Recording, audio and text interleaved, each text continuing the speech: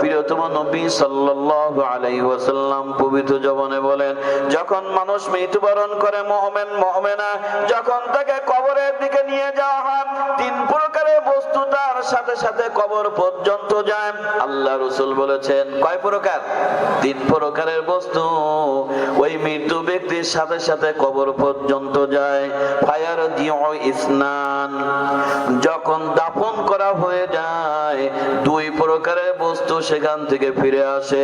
ওয়ায়াবকা মাআহু ওয়াহিদুন, আল্লাহ রাসূল বলেন দাফন হয়ে গেল, ওই মৃত্যু ব্যক্তির সাথে তো একটা বস্তুই মাত্র তার সাথী হয়ে থাকবে।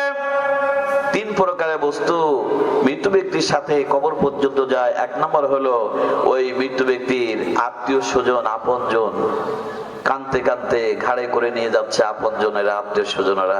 দুই নম্বর হচ্ছে দুনিয়ার আসবাবপত্র, ওই মৃত্যুর খাটিয়া, এরপরে দা খুন্তা কোদাল এটা সেটা যা কিছু, এগুলো কবর পর্যন্ত। তিন নম্বর হচ্ছে তার আমল কবর পর্যন্ত।